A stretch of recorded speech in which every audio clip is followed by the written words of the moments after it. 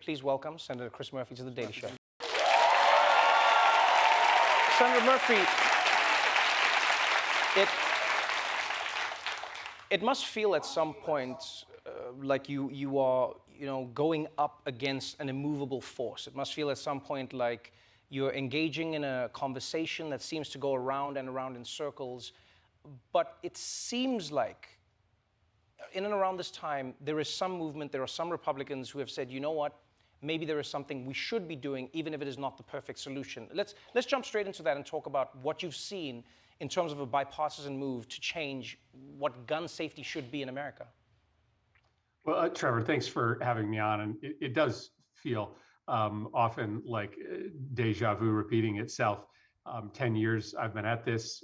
The American public has made up their mind. There's nothing in this country that's as popular as changing the gun laws to make our kids safer. 90% of Americans support things like making sure that everybody has to go through a background check before they buy a gun. But we run up against this brick wall, which is the power of the gun industry and the gun lobby. But you're right.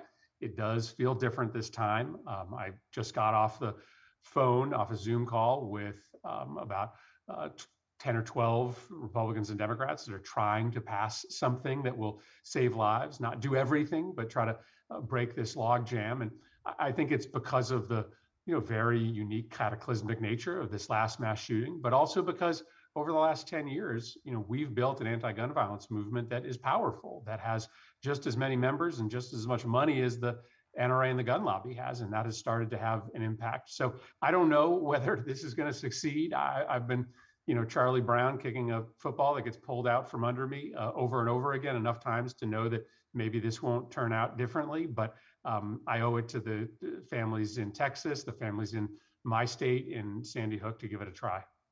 What seems to be the holdup? What are some of the internal conversations that you're having? Without betraying anybody's trust, what are the sticking points? Because if so many Americans, if such a large percentage is in support of many of these common sense measures, why then do their representatives not seem able to put those things into effect?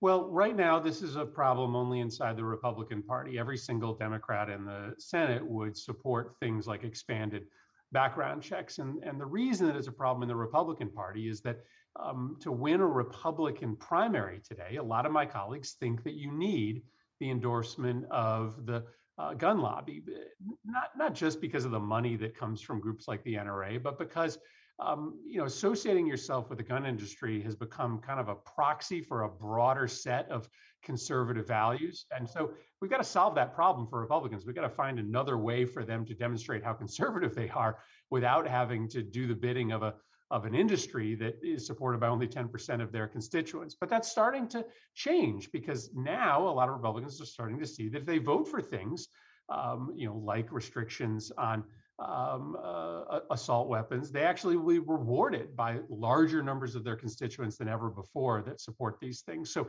I think the political calculations of some of my colleagues are beginning to change, but it's slow.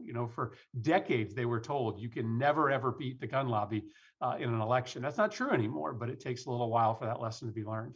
Let's talk about some of the concrete steps then you're looking to take. Every mass shooting in America is followed very promptly by people saying, this wouldn't be solved by that solution. This solution wouldn't solve that problem. And it becomes a chicken and the egg scenario that never seems to end. What are some of the concrete measures that you can take now to change some of the gun laws in America to make the country safer, at least, if not perfect? Yeah, and I think it's really important to remember that there's a mass slaughter in this country every single day. I get it. There's good reason why this country pays more attention after a catastrophe like Uvalde, but there's 110, 120 people every single day who die from guns. And in fact, since Uvalde, there's been 18 mass shootings in the United States. Now, it was 4 people, 10 people, 12 people, not enough to get the headlines, but there's a crisis every single day. What are we talking about? Red flag laws. These are the laws that allow you to take guns away temporarily from kids like this guy in Uvalde who is showing signs of doing something disastrous. We're talking about strengthening our background check system. We're not going to get all the way to universal background checks, but making sure that more gun sales come with these background checks. We're talking about money for community anti-violence initiatives, trying to wrap services around at-risk kids, especially in our cities. where poverty also often leads to violence, that could make a big impact as well. So it's not everything I want, but it would be the most significant set of gun reforms in really 30 years, and we're closer than ever to getting it done. There are many people who voted for Democrats who I think would sometimes look enviously at what Republicans are able to do despite their setbacks. We've seen what Mitch McConnell has been able to do with the Supreme Court. We've seen what Republicans have been able to do with abortion and restricting it around the country. Do you ever consider these options? Do you ever think to yourself, oh man, we should also be looking at ways to use the tools and the mechanisms that are present to us in America to get something done? Or is there a reason that you don't take that approach? Well, right now, we have a majority in the House, the Senate, that support expanding background checks to every gun sale, which would probably save the most lives. We have a president who will sign that bill. The problem is the rules of the Senate right now require you to get 60 votes, not 50 votes, in order to pass a bill like that. So for the American people, it's frustrating, right? Because they did their job. They put majorities in the House, the Senate, a president of the White House who support where they support expanded protections when it comes to our nation's kids and the safety of our communities. But the rules of the Senate stand in the way. Now, when Mitch McConnell wanted to get conservatives on the Supreme Court to outlaw abortion, he changed the rules of the Senate.